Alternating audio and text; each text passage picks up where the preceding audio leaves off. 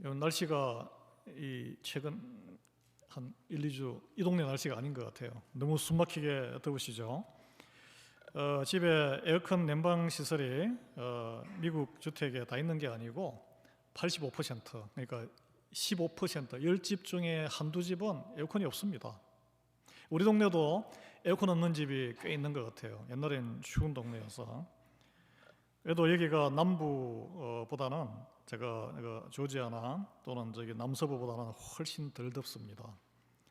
제가 한번 찾아봤습니다. 가정용 에어컨이 미국에서 언제 설치되었나? 1930년대에 최초로 설치되었는데 그때 뭐 크기가 뭐 여기서 이만큼 크기라서 실제로 그 무용지물이에요. 설치 비용이 지금 돈으로 50만 달러에서 60만 달러니까 누가 설치했겠습니까? 지금은 뭐 싸잖아요. 그 HVAC라 그러는데 그 가정용 냉난방이 주택에 이렇게 보급된 거는 아마 50년대 오신 분도 여기 계시겠지만 60년대 말부터 미국의 주택에 보급이 되고, 그래서 남부 지방에 70년대 초부터 이제 집을 지을 때 거기는 이제 난방은 필요 없으니까 에어컨이 들어갔다 그럽니다. 제가 조지아에 살 때 거의 한 10 몇 년, 우리 애들이 어릴 때죠. 유치원 때 어머니가 계실 때 모시고, 그 지미 카터가 조지아 출신이잖아요. 그분이 그 어릴 때 태어나고 자란 그 농장이 조지아 중부에 플레인스 대평원이라는 거 펀펀해요. 거기 가면 그 다 땅콩 농장인데 그 집에 한번 방문했습니다. 가면 뭐 기차를 타고 들어가는데 갔더니 그 옛날 자기 부모들이 살던, 어릴 때 살던 그대로 집을, 좋아요, 양옥인데 농장 복판에 에어컨이 없어요. 바닥이 거의 흙바닥이에요. 야, 이게 뭐 지미 카터 대통령이 지금 90세가 넘었는데 그분이 어린 시절 50년대 40년대만 해도 그렇게 미국에 살았습니다. 에어컨 없었어요. 그래서 70년대에 에어컨이 이렇게 보급되면서 이제 남쪽도 사람이 살 수 있는 땅이 된 거예요. 이사를 가고 인구가 많이 증가했습니다. 여러분 기억나시죠? 한국도 예전에 한국에는 에어컨 많이 못 틉니다. 우리 어릴 때는 여러분 다 젊은 시절에 한국에 여름에 덕목 치시고 강가에 가서 막 그냥 첨벙첨벙, 저 위에는 어머니 여인들이 밤에 목욕하고, 그죠? 그리고 서울에는 한강에 막 나가서 들어누워서 자고, 그런 게 불과 몇십 년 전입니다. 제가 왜 이 말씀을 하냐면 이런 날씨에 최악의 상황이 뭘까요? 정전이에요. 정전. 에어컨 고장 나는 거예요. 우리 여기 지금 냉장실이 지금 너무 돼가지고 고장 났는데 이게 모델이 너무 오래돼가지고 고치는 사람이 오더니 파트를 구할 수가 없대요. 이제 못 고치고 있어요 지금. 여러분 기도해 주십시오. 예를 들어서 여러분 지금 이런 와중에 정전이 되었다, 에어컨이 안 나온다, 어떻게 해야 될까요? 저한테 연락 주시고 그냥 짐 싸들고 얇은 담요 싸들고 교회로 피난 오셔야 돼요. 그냥 있으면 쪄 죽습니다. 교회 피난하면 제가 야전 침대 집에 있으니까 가져와서 에어컨 틀어서 방에 제 사무실에서라도 지내게끔, 여기 부엌 있고 샤워실 있고 다 있잖아요. 왜 이런 드리냐면 이렇게 우리가 속속들이 서로의 사정을 알아야 된다는 거예요. 그게 교회입니다. 가족이 아들이 어디에 도시에 있는데 정전돼 가지고 찜통에 지금 쪄 죽게 생겼다. 그럼 부모 마음이 달아야 되잖아요. 알아야 되잖아요. 알아야 되는 거예요. 연락을 하셔야 돼요. 있을 때는 모르는데 있다가 없으면 힘든 게 있습니다. 제가 찾아봤어요. 11년 전에 한국에서 유행한, 내가 뭐 이 특정 걸그룹 이야기하면 여러분 시험 드니까 이건 그냥 있다 없으니까라는 노래가 있더라고요. 가사가 아주 기가 막혀요. 네가 있다 없으니까 숨을 쉴 수 없어. 곁에 없으니까 머물 수도 없어. 나는 죽어가는데 너는 지금 없는데 네가 있다 없으니까 웃을 수가 없어. 곁에 없으니까 망가져만 가는 내 모습이 너무 싫어. 나는 이제 기댈 곳조차 없어. 싸우고 싶어도 싸울 곳이 없잖아. 네가 없으니까 어디다 말할 곳조차 없잖아. 우리 성도에게는 이게 교회고 하나님이고 예수님이에요. 여러분 그런 경험을 하셨잖아요. 정말 소중한 거는 있을 때는 몰라요. 그런데 없어졌을 때 알 수 있습니다. 공기가 싹 없어지면 우리 5분도 못 견딥니다. 물이 없으면 이 더운 날 죽어요. 요즘은 전기, 인터넷 가끔씩 안 되죠. 핸드폰 안 가지고 나오시면 얼마나 갑갑합니까? 근데 없어도 별로 타격받지 않는 게 있다. 그러면 그게 내한테는 굉장히 소중한 게 아닌 거예요. 예배도 마찬가지. 예배 빠졌더니 별로 없네 타격이? 그럼 나는 예배자가 아닌 거예요. 나를 속일 필요가 없는 거예요. 여러분, 우리 교회가 없다고 생각해 보세요. 여기에 모이신 분들에게는 최소한 큰 타격이에요. 새벽 예배 아예 불가능해요. 차 몰고 1시간 반 필라델피아 가거나 저기 에디슨까지 가야 되는데 거기 가서 새벽 예배 하실 겁니까? 새벽 예배 없어요. 주일 예배 매주 1시간 반 운전하는 수고를 드려야 돼요. 여기 시험 들어서 나가시는 분 초반에는 그렇게 하다가 나중에 지쳐서 안 다니세요. 자, 아프다. 무슨 일이 있다. 슬픔이 있다. 너무 괴롭다. 목사님 부를 수가 없어요. 목사가 있어야지. 목사 없이 이렇게 청빙 중에 나가서 기도라도 해야 되는데 교회가 없어지면 어디 가서 기도를 해요? 아니 모여서 편하게 한국 음식 냄새 풍기면서 친교를 어디서 해요? 좋은 일 있을 때 한턱 쏘고 싶은데 장소 빌려면 돈 많이 듭니다. 호텔에서. 장례 때 예배 은혜롭게 드릴 공동체 장소 없어지는 거예요. 같이 설교해 줄 사람도 없어지는 거예요.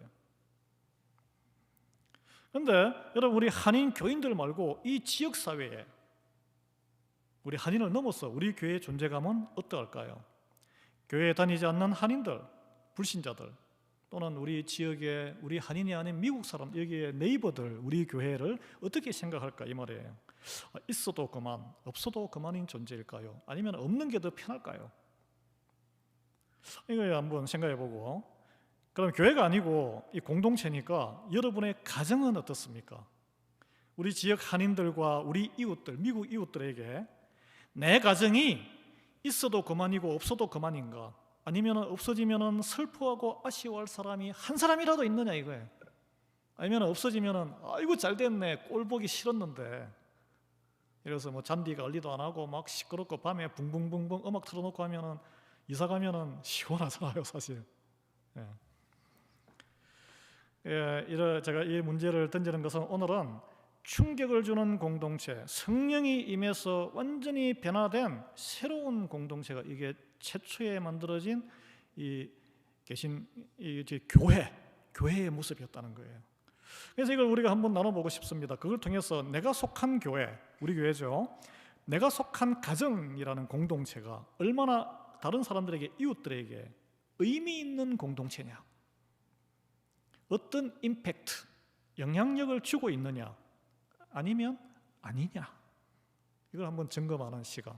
하나님은 우리에게 선한 영향력을 끼치는, 그래서 이 결론이 그렇잖아요. 많은 사람들에게 칭송을 받고 사람들이 많이 또 와서 나도 너처럼 되고 싶어. 이게 아브라함에게 주었던 복의 통로예요. 복의 통로. 내가 복이 되는 거예요. 복이. 내가 먼저 복받은 사람으로 삶으로써 복이 나가는 거예요. 하나님 복이. 그런 저와 여러분, 우리 교회가 여러분 가정이 되기를, 여러분의 자녀와 또 손자녀가 되기를 예수 그리스도의 이름으로 축원합니다. 그런 복을 누리셔야 돼요. 오늘 본문은 오순절 성령 강림으로 이 땅에 처음으로 그리스도인으로 한 몸을 이룬 공동체, 교회의 모습을 보여주고 있는데요. 이게 이제 초대 교회라 그러고 첫 교회입니다. 이 많은 교회들이 요즘에도 초대 교회의 모습으로 돌아가자 하고 많은 프로그램으로 흉내를, 여러분 구역 예배도 하고 집에서 모여서 떡도 나 이걸 흉내낸 거예요 지금. 그래서 부흥을 맛보는 교회도 있지만 많은 부작용도 있었습니다. 그러나 시대가 흐르고 환경이 많이 바뀌었어요. 2000년 전의 시대와 지금이 같겠습니까? 그때는 계급사회, 노예제 사회였고 지금은 다 민주적으로 평등한 사회잖아요. 성령으로 그러나 거듭난 이들로 이루어진 교회 공동체가 보이는 모습은 큰 변화가 없다. 하나님이 우리를 통해서 원하시는 모습은 같기 때문에. 그래서 오늘 본문을 통해서 그리스도의 몸된 교회가 된 공동체, 세상을 놀라게 했습니다. 충격을 주었습니다.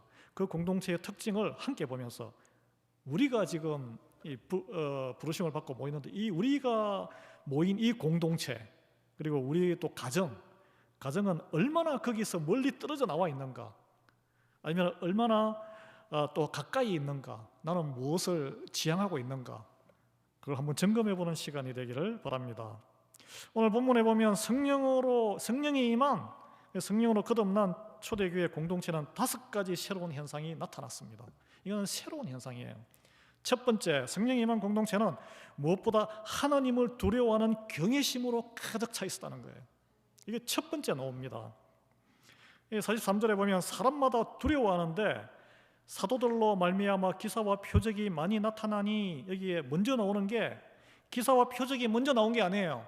사람들마다 두려워하는데 뭘 두려워합니까? 하나님을 경외하는 것. 여기에 영어로는 filled with awe, O는 정말 경이로운 현상이에요. awesome 이런 표현이 있잖아요, 영어에. 하나님에 대한 경외심이 가득 찼다는 거예요. 여러분, 사람이 두려워하는 게 있습니다. 돈을 두려워하거나, 어린애들은 주먹 센 애를 두려워하고, 어릴 때 아버지를 무서워하고, 저는 어릴 때 아버지, 우리 유교적인 벌벌벌 떨고 하는데 장고가 바닥 날까 봐 두려워하고 그러는데, 하나님을 진정 두려워하는 인생, 이게 먼저란 거예요. 이게 우리의 올해 여기 제목이 뭡니까? 이게 우리 평안히에 든든히 서가는데, 교회가 평안히에 든든히 서가고 주를 경외함과가 들어있어요. 주를 경외함이. 하나님을 두려워하지 않는 인생, 어떤 인생일까요? 자기가 가진 거 뭐 얼마 안 되는 작은 것, 여러분 교만한 게 뭘 세상적으로 확 잘 나가서 교만한 게 아닙니다. 아무것도 없는 사람도 교만해요. 필연적으로 안하무인하고 방향무도하고, 그러면 기껏해야 자기 속에 있는 자존심을 숨기고 포장된 겸손한 인격자로 그렇게 위선을 뜹니다. 우리 인간이에요. 말씀이 없고 하나님이 그 심중에 없기 때문에 내가 주인된 삶을 사는 거예요. 그래서 잠언의 29장 18절에 보면 묵시가 없으면 백성이 방자히 행하거니와, 이런 말이 있습니다. 그러나 율법을 지키는 자는 복이 있다 그랬어요. 묵시는 말씀을 통한 하나님의 계시와 가르침이에요. 두렵지 않은데 뭘 지키겠어요? 그래서 여기 보면은 순서가, 여기에 새로운 공동체는 하나님을 두려워하는 사람들 사이에 하나님을 경외하는 마음이 확 차니까, 그 다음에 거기 이제 사도들, 영적인 리더들에게 사이에 막 안전뱅이도 일으키고 막 전도도 되고 기사와 표적이 많이 나타났다 그랬어요. 그러나 여러분, 우리는 이게 순서가 거꾸로 된 것을 기억합니다. 여기 마태복음이나 마가복음에 보면은 예수님께서 오셔서 그들이 하나님을 경외하기 전에, 그리스도를 경외하는 마음을 품게 하기 전에 예수님이 먼저 기사와 표적을 행하셨어요. 먼저 기사와 표적을 행하셨어요. 그래서 믿음이 없으면 어떤 일이 있냐면, 네가 보여줘봐. 네가 교회가 잘 되는 걸 보여줘봐. 네 인생이 잘 피지는 걸, 하나님의 축복으로 잘 되는 걸 쭉 나가는 걸 보여주면 내가 하나님 한번 믿어볼게. 하나님을 경외하는 마음이 없는 사람의 반응입니다. 그래서 예수님께서는 그들을 불쌍히 여기셨기 때문에 유대인들을 먼저 치유하시고 초자연 현상을 보이시고 기적을 일으키시고 말씀으로 치유하시고, 왜 그럴까요? 그들에게 하나님을 경외하는 마음이 진정 없었기 때문에 그거라도 보고 믿으란 거예요. 그래서 하나님을 경외하는, 또는 하나님의 은혜로 인간의 능력으로 이룰 수 없는 일들이 이루어집니다. 교회를 통해서 이루어지고 믿음이 있는 사람을 통해서 이루어져요. 그게 기사와 표적이에요. 우리가 이룰 수 없는 화해와 용서, 하나님이 이루시는 거예요. 그래서 그러나 병을 고치고 폭풍우를 잠재우고 풍년을 그러니까 비즈니스가 더 잘 돼가지고 인컴이 작년보다 2배씩 오르고, 또는 내가 배가 고팠는데 누가 도움에 손길이 오고 돈 주머니가 더 든든하게 되고, 자식 농사가 확 빌었더니 좋은 대학 가고 성적도 더 잘 나오고 남들이 다 부러워하는 잡을 가지고, 이게 우리를 향한 하나님의 궁극적인 목적은 아니란 거예요. 하나님은 그런 축복도 주실 수 있는 능력이 있는 분이시죠. 그런 걸 또 누린 분도 계세요, 여기에.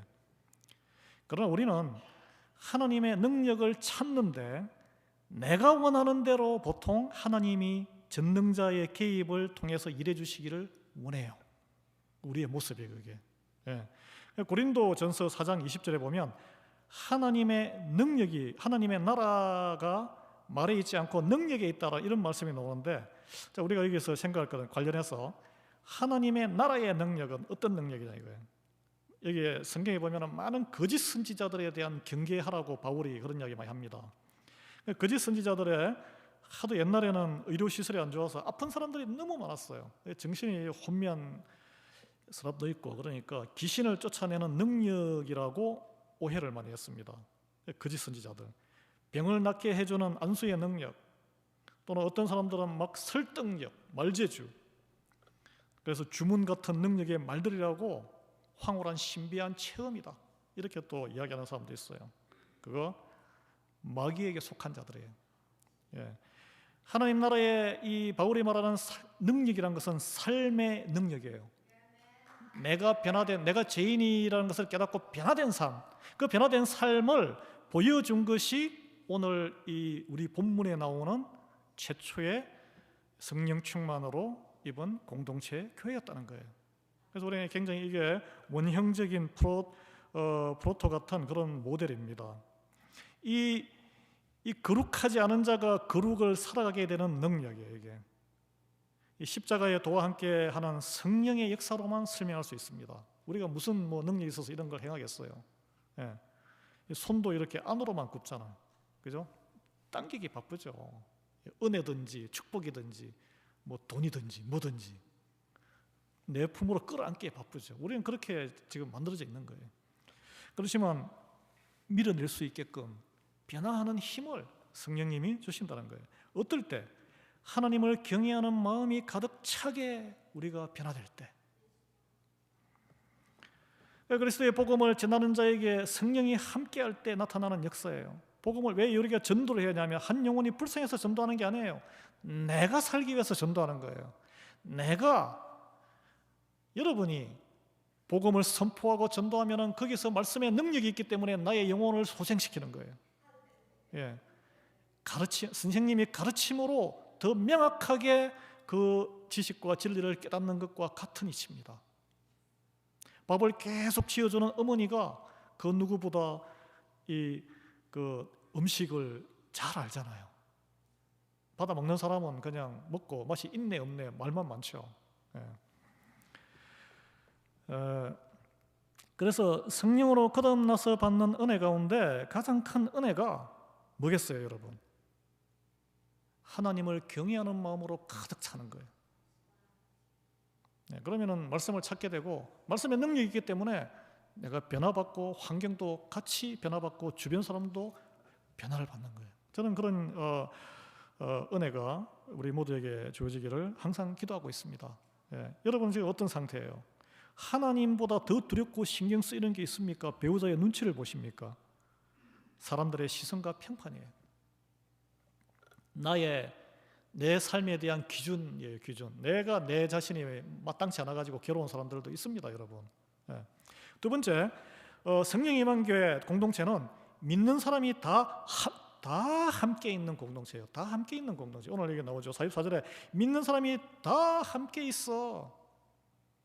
오늘날 이 시대의 기독교 신앙생활의 특징을 한마디로 말하면 저는 그렇게 정의를 해요.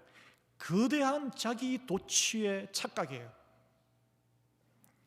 그리스도의 몸된 교회 공동체에 함께 있지 않고 나 홀로 있으면서 나는 저기 교회에 나가는 저 지저분하고 싸움박질하고 저런 교회 공동체에 함께 있지 않기 때문에 저 사람들하고 나는 달라. 내 믿음은 고고해.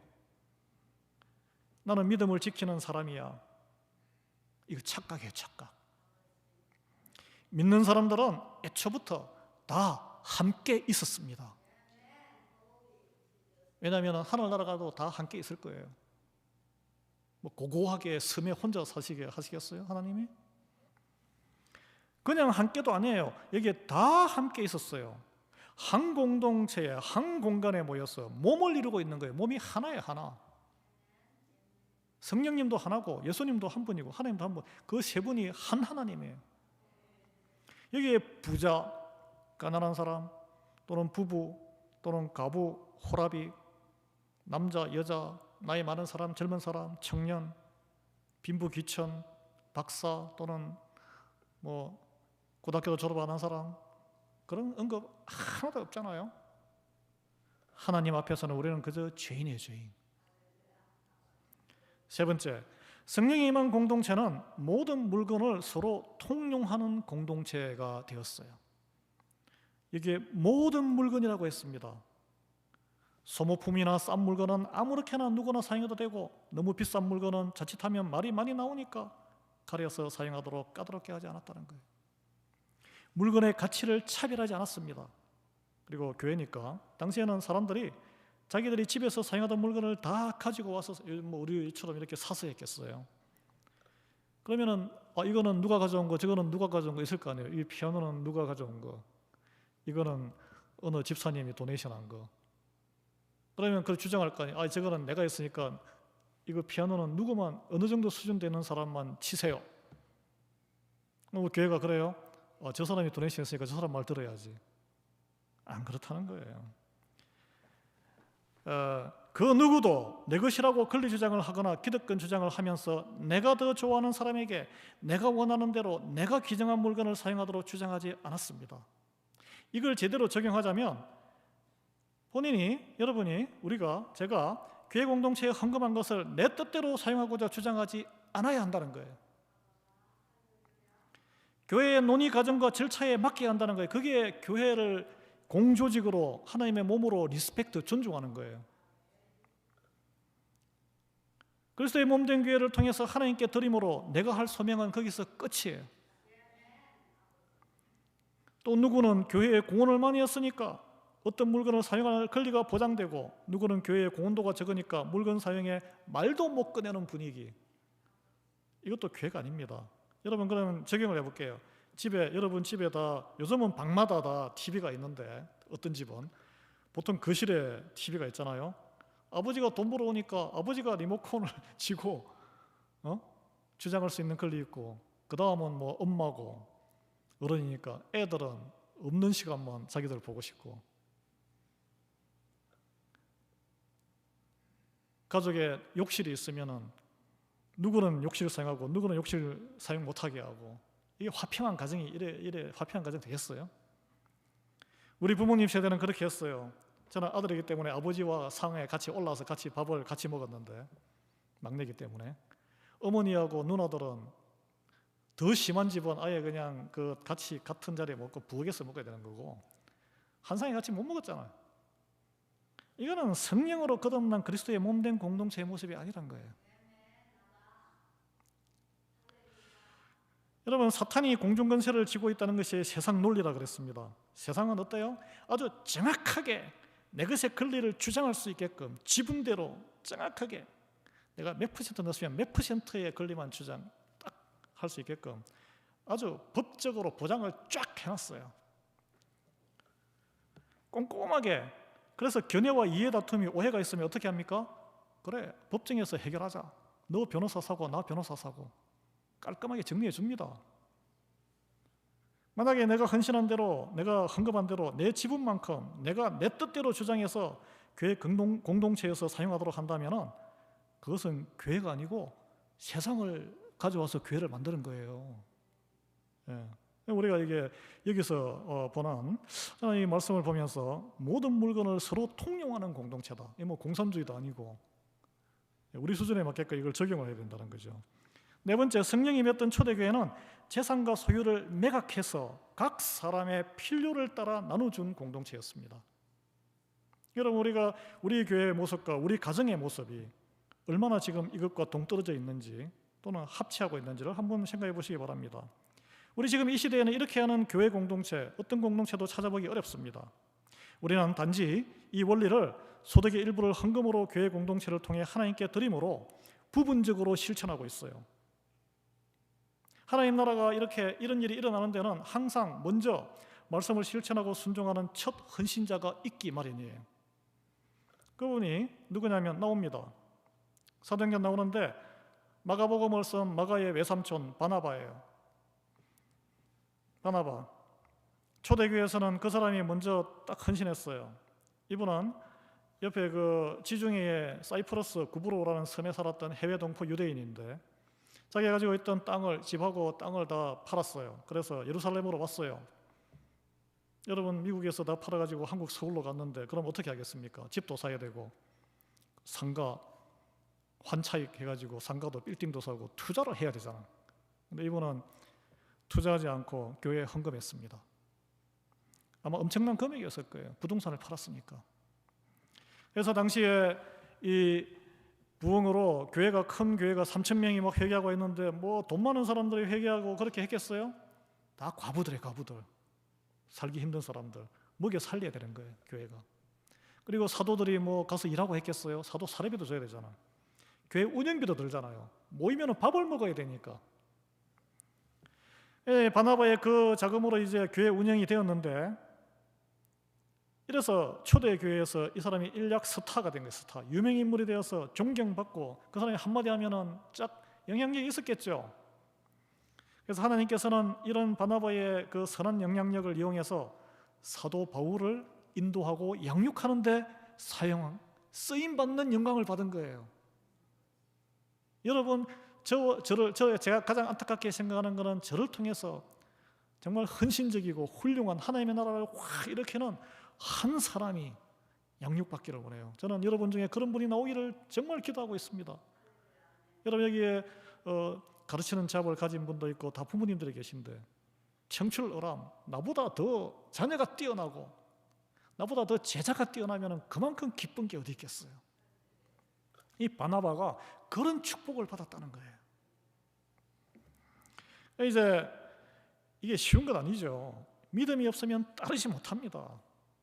흉내라도 내려고 아나니아 삽비라라는 부부가 헌금하려고 재산의 일부를 팔아서, 그것도 그 판 금액을 헌금하려고 했는데 중도에 아까워서 절반만 하다가 하나님한테 맞았잖아요.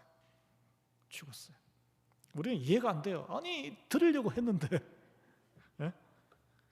지금은 상상할 수조차 없는 초대교회 공동체의 모습입니다.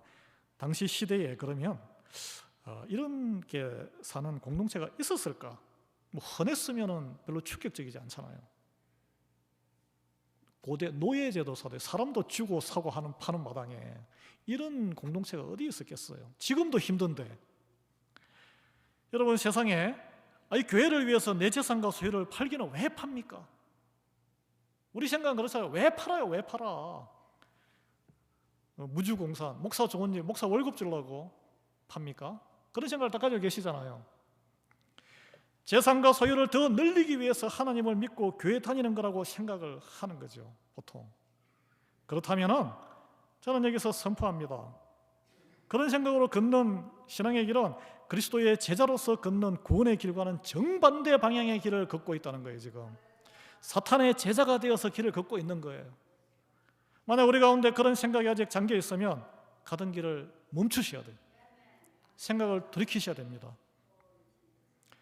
여러분, 재산을 팔아서 자기의 재산을 다 판 건 아니고 뭐 필요할 때 팔았겠죠. 교회에 기자하는 것도 충격적이겠지만 이들이 나누어주는 방식도 충격적이라는 거예요.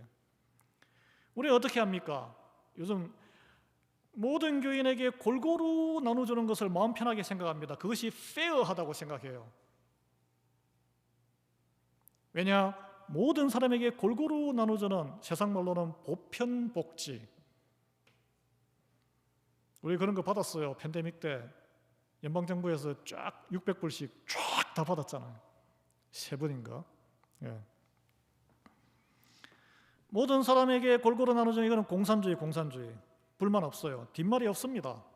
그러나 오늘 본문은 각 사람의 필요를 따라 나눠주며 라고 했습니다.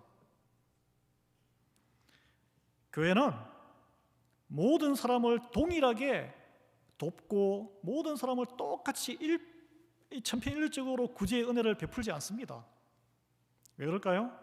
각 사람의 필요에 따라서 차등적으로 구제하고 베푸는 거예요. 이게 가능하려면 각 사람의 사정을 구체적으로 알아야 이것이 가능합니다. 적용을 해볼게요. 여러분, 가정에 자녀들이 있잖아요. 유산을 드릴 거잖아요. 똑같이 예를 들어서 20만 달러가 있다. 너 10만 달러, 너 10만 달러 똑같이 주지 않는다는 거예요. 너는 자식이 아프니까 돈이 많이 들어가지. 더 주고. 너는 돈 잘 벌잖아. 적게 준다는 거예요.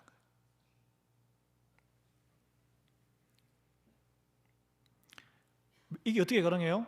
자식의 그런 사정을 다 알아야 가능합니다. 교회는 이 성령이 임한 공동체는 각 교인의 그 구성원의 각 사람의 사정을 아주 구체적으로 아는 관계가 형성된다는 거예요. 예. 여러분, 교회를 섬기는 그 일정 기간 동안 이거는 역할입니다. 역할. 장로와 집사와 또는 교회 목사로 또는 권사로 교회의 재직의 역할로 일정 시기 부름받은 이유가 뭐예요? 각 교인의 사정을 그 누구보다 잘 살피라고 맡겨준 거예요. 역할을 맡겨준 거예요. 각 사람의 필요를 떠나서 나는 몰라. 여러분의 예를 들어서 목사인데 또는 장로님이나 집사님인데 옆에 교우들의 또는 목장의 목자인데 목장원들의 사정을 몰라요. 모르면 어떻게 해요? 그냥 페어하게 똑같이 쫙 비오듯이 쫙 나눠주는 거죠. 그냥. 그것은 영적인 무관심이고 영적인 폭력이에요. 또 나눔에 있어서 재산을 기증한 사람의 개인의 뜻을 물어보고 존중하는 것이 우리는 배려라고 생각합니다. 기증한 사람의 뜻을 물어보는 게 배려라고 생각하는데, 그러나 이 초대교회 사람들은 그랬다는 기록은 없어요. 바나바, 아이고 바나바 고마워요. 이거 지금 이렇게 쓰려고 그러는데 당신의 결제가 필요합니다. 그런 기록 없습니다. 교회의 질서에 따라서 각 사람의 필요를 정확하게 파악하고 그 필요에 맞도록 나눠주는 것이 하나님 나라의 유통 방법이란 거예요. 요약하자면 성령에 사로잡혀 모이게 된 초대교회 성도들은 토지와 자본을 공유로 하고 공동생산, 공동분배하는 공산주의 공동체는 아니었습니다. 필요가 있을 때마다 자기가 가진 땅, 부동산, 집 스스로 팔아서 나누는 자발적인 나눔을 실천했다는 거예요. 누가 강요한 사람 아무도 없어요. 여러분, 이 땅에서 부의 목적이 무엇입니까? 우리는 소유와 축적을 부의 목적으로 생각해요. 그러나 그것이 아니에요. 사용하는 것이고 주어진 어떤 양에도 액수에도 자족하는 것을 배우는 것이 목적입니다. 하나님 나라를 이루기 위해서, 사랑을 실천하기 위해서 선한 수단과 도구로 하나님이 나에게 맡기셨다는 자각이 십자가 그리스도의 영이신 성령의 임재로 주어지면 그것을 깨닫게 됩니다. 마지막 5번째로 성령이 임한 공동체의 모습은 그리스도의 이름으로 모이기에 힘썼다는 거예요. 46절 47절인데 날마다 마음을 같이하여 성전에 모이기를 힘쓰고 집에서 떡을 떼며 기쁨과 순전한 마음으로 음식을 먹고 하나님을 찬미하며 라고 이렇게 쫙 순서가 나와 있는데, 모이지 아니하면 교회를 이룰 수 없어요. 모이기를 게을리하면 하나님 나라 이루기 어렵습니다. 모이기를 꺼려하는 이들, 모이기를 애쓰지 않는 이들과 교회의 일, 하나님의 일을 함께하기란 정말 어렵고 임파서블해요. 그래서 모름지기 성도는 모이는 데 힘써야 합니다. 힘쓴다는 건 뭘까요? 의무적으로 참여하는 게 아니에요. 특별하게 관심을 갖고 다른 가치 있는 것을 포기하고 우선순위를 두는 게 힘쓰는 겁니다. 예. 여러분, 모이는 목적이 달라요. 여기 보면 모두가 같은 마음으로 모여야 한다고 되어 있습니다. 성령님께서 같은 마음을 주장해 주시고 모아주시고 모여야 되겠다는 마음을 주셔야 모이는 거예요. 저는 목사된 입장에서는 그걸 위해서 기도합니다. 예. 세상에 많은 모임이 있어요. 분주해요. 운동 모임이 있어요. 여러분 즐기 하시잖아요. 운동 모임 정기적으로 하시잖아요. 먹고 마시기 위한 모임이 있어요. 어떤 이는 범죄를 작당하기 위해서 모여요. 어떤 이는 여행 모임을 해요. 어떤 이는 육체적인 쾌락을, 성적인 쾌락을 위해서 모이기도 해요. 어떤 이는 공부하는 모임을 가져요. 그러나 성령이 임한 사람, 여기에 구원과 관련된 모임은 하나도 없어요. 이 모든 모임 중에서 영원한 생명과 관계된 모임은 하나도 없어요. 성령이 임한 사람들의 모임은 하나님을 찬양하고 예수님을 사랑하는 마음이 있기 때문에 모이는, 그럼 뭐해요? 거기서 예배를 먼저 합니다. 예배 중심의 공동체예요. 초대교회 성도들은 성전에 모이기 위해서 예루살렘 성전을 이야기하는데, 그때는 성전 중심으로 예배를 드렸기 때문에 그래요. 그 성전으로 번역된 오늘날로 치면 뭡니까? 공예배가 드려지는 장소예요. 우리 몸이 성전이긴 하지만, 교회 본당에 예배당에 모이는 거 뭔가 공간이 있어요. 공간이 있어야 되잖아요. 이 공예배, 우리 성도가 한 공동체의 모든 사람이 모여서 한꺼번에 예배를 드리는 곳은 리아이밸리 우리 딱 이곳 본당입니다. 본당. 근데 본당 오기가 끓여지고 여기 왜 오지? 여기 오기를 힘쓰지 않으면 어떻게 성도라고 할 수 있겠어요? 이 초대교회 그들은 매일 예루살렘의 성전에 모였습니다. 매일 모였다는 그만큼 이제 핍박도 있고 절박하기 때문에 그런 거죠. 왜 모였겠어요? 하나님을 찬양하고 예배하기 위해서, 내가 누구인가를 하나님하고의 관계 속에서 깨닫기 위해서 온 거예요. 이게. 여러분 여기 왜 오셨어요? 하나님께 예배드리기 위해서 오신 거예요. 지금 요즘 말로 치면은 우리식으로 매일 공예배 참여하기에 힘썼다는데, 매일 공예배 있습니다. 월요일 빼놓고 새벽 예배, 아침 예배. 힘썼다는 것은 습관적으로 다니는 게 아니고 빠지는 일도 있고 하겠지만 가능하면 모이려는 마음이 있었다는 거예요. 마음이. 여러분 또 여기에 나아가서 교회 예배당에만 모인 게 아니고 집에서도 모였는데, 여러분 하셨어요. 목장 모임, 구역 모임, 이게 모이는 거예요. 기쁜 마음으로 모여야지 뭐 하라니까 하면은 안 모이는 게 낫죠. 여러분 이렇게 예배 모임 아니더라도 그냥 친한 사람들, 교회의 인연으로 알게 되었어, 또는 이 지역사회에 살다 보니까 비즈니스 관계로 알게 된 사람들, 내 마음의 케미컬이 맞는 사람들, 직업이 비슷하거나 고향이 비슷한 사람들 초대해가지고 음식을 나누고 수다 떨려고 모이는 모임, 그 모임은 이 모임이 아닙니다. 교회에 다니는 사람들이 모여도 이 모임이 아닌 거예요. 여기 보면은 떡을 떼었다, 집에 모여서 떡을 떼었다는 표현이 있습니다. 이 떡 떼는 건 우리가 성찬식이에요. 성찬식. 옛날에는 이 교인들이 2-3명 예수 그리스도 이름을 모일 때마다 성찬식을 해서 예수님을 기억하고 몸으로 찢어져서 내가 죄가 사하고 구원받았다는 것을 그 예수님 말씀을 지킨 거죠. 요즘 우리가 이제 성찬식 자주 안 하는데, 말씀 나눔과 기도와 예배가 모임의 중심이었다는 거예요. 그리고 거기서 그런 기쁨을 하나님이 주셨고, 세상의 이해관계에 목적 없이 순전한 마음으로 서로 식사를 교제했다는 거예요. 여러분 이런 순전한 마음이 없으면 가서 밥 한 끼 얻어먹으면 다음에 내가 싸야 되는 거예요. 내가 우리 집에 오픈해가지고 이렇게 대접해야 되는 거예요. 그렇잖아요, 여러분. 그러나 주 안에서는 마음에 기쁨 있는 사람이 계속 번아웃 될 때까지 계속 할 수 있습니다. 번아웃 되면 안 하시면 돼요. 가정에서 우리에게 회복되어야 할 아름다운 성도 간의 교제의 모습이 아닐 수 없습니다. 그냥 가정에서 여러분 우리가 성도라도 모여서 예배가 없는 모임이면 그 세상적인 파티입니다. 우리를 속일 필요가 없습니다. 이 모든 만남을 관통하는 목적이 뭡니까? 하나님을 찬미하는 거예요. 이것은 성령 충만한 교회 구성원들의 내 정체성의 고백이에요. 그랬더니 이렇게 살았더니 예수 그리스도를 안 믿는 세상의 온 백성들에게 칭송을 받게 되었다는 거예요. 지금 교회가 다 욕먹고 있는데 이렇게 못 사니까 욕먹는 거예요. 이게 그 이해타산으로 각박하게 살아가는 세상에 그들은 전혀 새로운 공동체의 모습으로 충격을 주었다는 거죠. 그 참된 하나님의 나라가 어떠한 것인가를 당시 예루살렘에 보여준 것입니다. 이런 공동체였기에 사람들이 앞다투어 나도 그러면 너희들처럼 그리스도인 되고 싶어. 어떻게 그렇게 된 거야? 성령의 은혜를 받고 예수 그리스도를 영접했더니 서로가 형제 자매가 되었어. 그게 전도예요, 전도. 자, 여러분, 저와 여러분의 가정, 우리 교회는 지금 어디쯤 서 있을까요?